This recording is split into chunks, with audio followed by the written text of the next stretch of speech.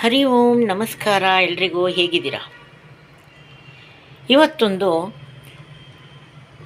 ತೊಗರಿ ಕಾಳನ್ನು ಉಪಯೋಗಿಸಿ ಉಪ್ಪಿಟ್ಟನ್ನು ಮಾಡೋಣ ಬನ್ನಿ.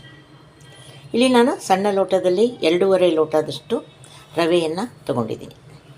ಈ ಉಪ್ಪಿಟ್ಟನ್ನು ಮಾಡಲಿಕ್ಕೆ ರವೆ ನಮಗೆ ಬಾಕಿ ಸಲ ಹಾಕೋಕ್ಕಿಂತ ಸ್ವಲ್ಪ ಜಾಸ್ತಿ ಬೇಕು, ಯಾಕಂದರೆ ಇಲ್ಲಿ ಟೊಮೊಟೊ, ಈರುಳ್ಳಿ, ಬೇರೆ ತರಕಾರಿ ಯಾವುದೂ ಇಲ್ಲ.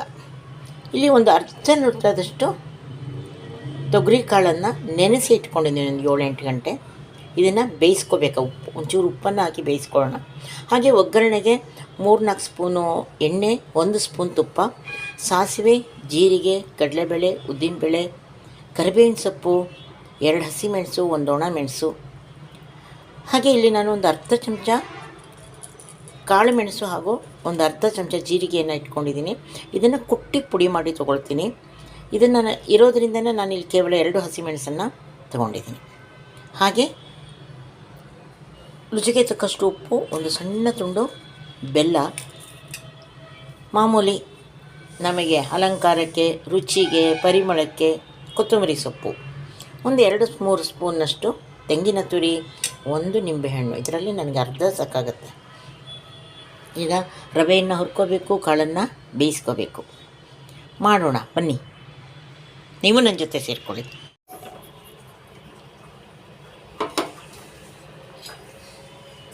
ಈಗ ರವೆಯನ್ನು ಒಂದು ಮೀಡಿಯಮ್ ಉರಿಯಲ್ಲಿ ಹಸಿ ಹೋಗುವ ತನಕ ಹುರ್ಕೊಳ್ಳೋಣ. ಈಗ ಫಸ್ಟ್ ಹುರಿಯುವಾಗ ಹಾಕಿದಾಗ ಇಲ್ಲೊಂಥರ ಹಿಂಗೆ ಮೆತ್ತಗಿರುತ್ತೆ ಈ ರವೆ. ಆದರೆ ಹುರಿದಾದ್ಮೇಲೆ ನಮಗೆ ದರಿಯಾಗಿ ಒಂಥರ ಹಿಂಗೆ ಕುರುಮ್ ಅನ್ನುವ ರೀತಿಯಲ್ಲಿ ರವೆ ಸಿಗುತ್ತೆ. ಅದು ನಾವು ಹಿಂಗೆ ಮುಟ್ಟಿದ್ರೆ ಮತ್ತು ಅದು ಪುಡಿ ಆಗುತ್ತೆ, ನಾವು ಆ ಕಾಳು ಪುಡಿ ಆಗುತ್ತೆ. ಅಲ್ಲಿವರೆಗೂ ನಾವು ಇದನ್ನು ಹುರಿಬೇಕು. ರವೆ ಹುರಿತಾನೆ ನಾವು ಈ ಕಡೆಗೆ ಮೆಣಸು, ಜೀರಿಗೆಯನ್ನು ಕುಟ್ಕೊಂಡ್ಬಿಡೋಣ.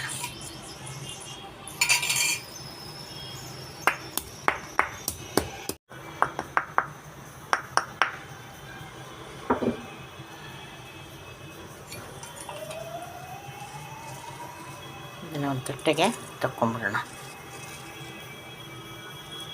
ಸೊ ಹೆಂಗೂ ಇರಲಿ ಅಂತ ಇಟ್ಕೊಂಡಿದ್ದೀನಿ. ಇದ್ರ ಜೊತೆಗೆ ನಾನು ಇದನ್ನು ಹುರಿದು ಪುಡಿ ಮಾಡಬೇಕು ಅಂತಿಲ್ಲ, ಹಾಗೆ ಪುಡಿಯನ್ನು ಮಾಡ್ಕೋಬೋದು. ಒಗ್ಗರಣೆಯಲ್ಲಿ ಹಾಕೋದ್ರಿಂದ ಅದು ತಾನಾಗೆ ಅಲ್ಲೇ ಫ್ರೈ ಆಗಿಬಿಡುತ್ತೆ. ಹುರಿದಿದೆ ನೋಡಿ. ಈಗ ಮಾಡಿದರೆ ಒಂಥರ ತುಂಬ ಒಂಥರ ಮರಳು ಮುಟ್ಟಿದಂಗೆ ಆಗುತ್ತೆ. ನಾವು ಬಾಯಿಗೆ ಹಾಕ್ಕೊಟ್ರೆ ಕುಟುಂಬ ಅನ್ನತ್ತೆ. ಇದು ಮೆತ್ತಗಿರಲ್ಲ. ಇಷ್ಟ ಆದರೆ ಸಾಕು. ನಾವು ಈಗ ಒಲೆಯನ್ನು ಆರಿಸ್ಕೊಂಡ್ಬಿಡೋಣ. ಇದನ್ನು ತೆಗೆದು ಬೇರೆದಕ್ಕೆ ಶಿಫ್ಟ್ ಮಾಡಿಕೊಂಡ್ರೆ ಒಗ್ಗರಣೆ ಹಾಕ್ಕೊಂಡ್ರೆ ಬಿಟ್ಟಿಗೆ. ಈಗ ಇದಕ್ಕೆ ನಾವು ಎಣ್ಣೆ ತುಪ್ಪವನ್ನು ಬೆರೆಸಿ ಏನು ಇಟ್ಕೊಂಡಿದ್ವಿ ಅದನ್ನು ನಾನು ಸೇರಿಸ್ಕೊತಾ ಇದ್ದೀನಿ.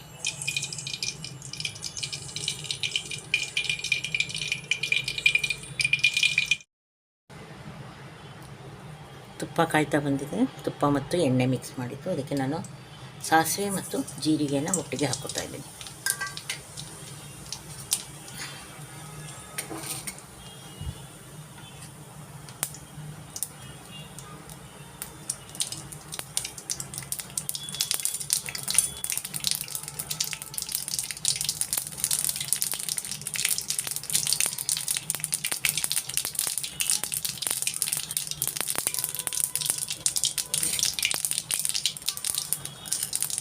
ಉದ್ದಿನಬೇಳೆ,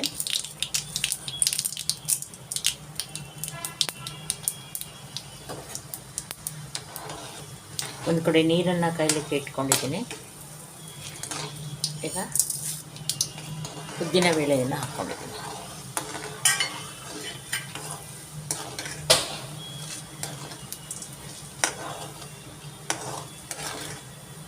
ಸ್ವಲ್ಪ ಕೆಂಪಗಾದ್ಮೇಲೆ ನಾವು ಹಸಿಮೆಣಸನ್ನು ಹಾಕ್ಕೊಳ್ಳೋಣ.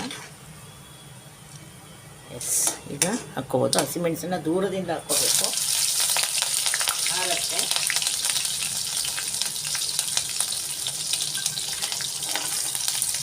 ಹಸಿಮೆಣಸು ಚೆನ್ನಾಗಿ ಎಣ್ಣೆಯಲ್ಲಿ ಬಾಡ್ಬಿಟ್ರೆ ಅದು ಅಂತ ಖರ್ಚಾಗೋದಿಲ್ಲ. ಹಾಗೆ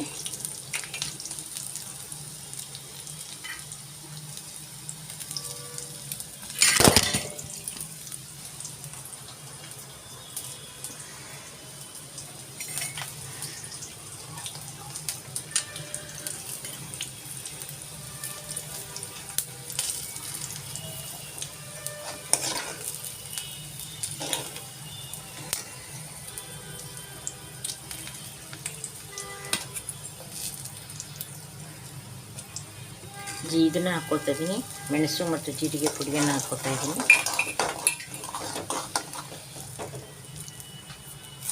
ಕರಿಬೇವು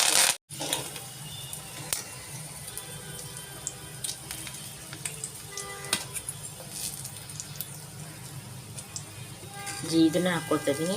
ಮೆಣಸು ಮತ್ತು ಜೀರಿಗೆ ಪುಡಿಯನ್ನು ಹಾಕ್ಕೊಳ್ತಾ ಇದ್ದೀನಿ.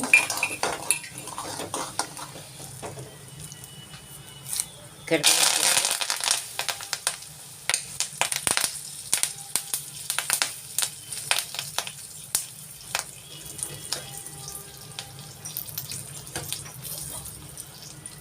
ಅದನ್ನು ಇಟ್ಟುಕೊಂಡಂತಹ ಬೇಯಿಸ್ಕೊಂಡಿರುವಂತಹ ಕಡಲೆಕಾಳಲ್ಲ ತೊಗರಿಕಾಳು. ಒಮ್ಮೊಮ್ಮೆ ತಲೆಯೆಲ್ಲ ಹೋಗುತ್ತೆ. ತೊಗರಿಕಾಳನ್ನು ಸೇರಿಸ್ಕೊಂಡು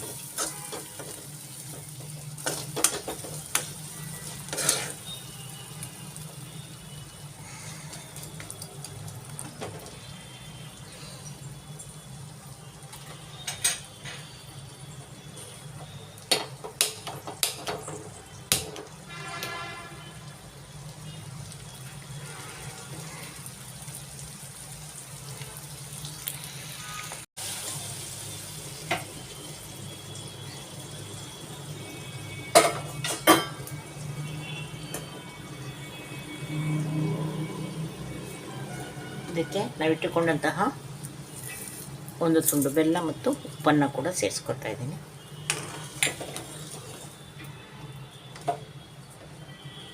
ಒಗ್ಗರಣೆಗೆ ಹಿಂಗೆ ಹಾಕಲಿಲ್ಲ, ಹಾಗಾಗಿ ಇಲ್ಲಿ ಸೇರಿಸ್ತಾ ಇದ್ದೀನಿ ಒಂಚೂರು.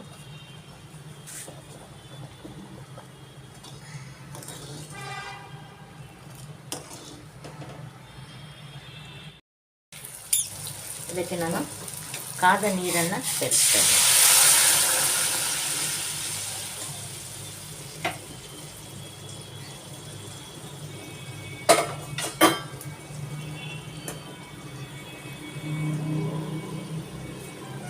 ಇದಕ್ಕೆ ನಾವಿಟ್ಟುಕೊಂಡಂತಹ ಒಂದು ತುಂಡು ಬೆಲ್ಲ ಮತ್ತು ಉಪ್ಪನ್ನು ಕೂಡ ಸೇರಿಸ್ಕೊಳ್ತಾ ಇದ್ದೀನಿ.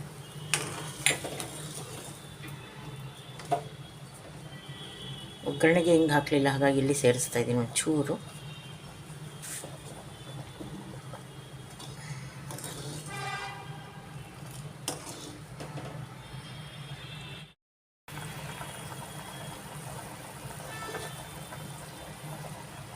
ಇದಕ್ಕೆ ನಾವು ರವೆಯನ್ನು ಸೇರಿಸ್ಕೊಳ್ಳೋಣ. ಗಂಟಿಲ್ಲದ ಹಾಗೆ ಇದನ್ನು ಮಿಶ್ರಣ ಮಾಡೋಣ.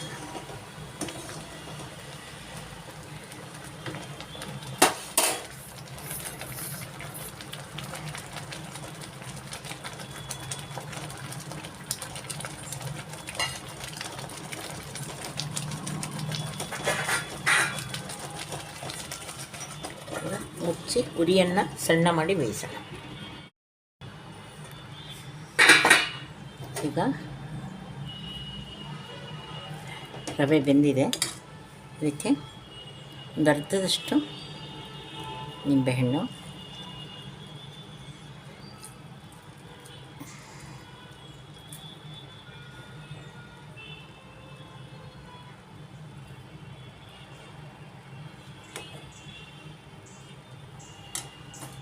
ಹಾಗೆ ಕೊತ್ತಂಬರಿ ಸೊಪ್ಪು,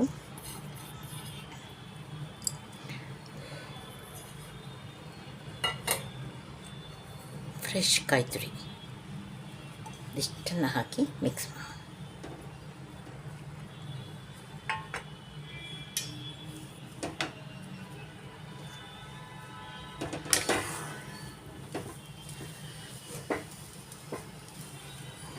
ನಮ್ಮ ಉಪ್ಪಿಟ್ಟು ರೆಡಿ.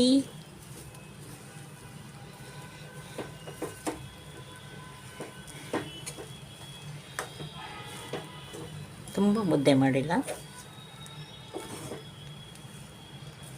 ಸೊ ನಮಗೆ ಬೇಕಾದಷ್ಟು ನೀರಿನ ಹಾಕ್ಕೋಬೋದು.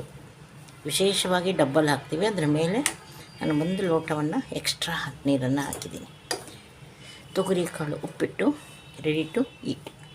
ಈ ಈರುಳ್ಳಿ ಸೇರಿಸ್ಕೋಬೋದು ಬೇಕಾದ್ರೆ. ಈರುಳ್ಳಿ ಮತ್ತು ಟೊಮೊಟೊವನ್ನು ನಾನಿವತ್ತು ಸೇರಿಸಿಲ್ಲ, ಹಾಗೆ ಮಾಡಿದ್ದೇನೆ.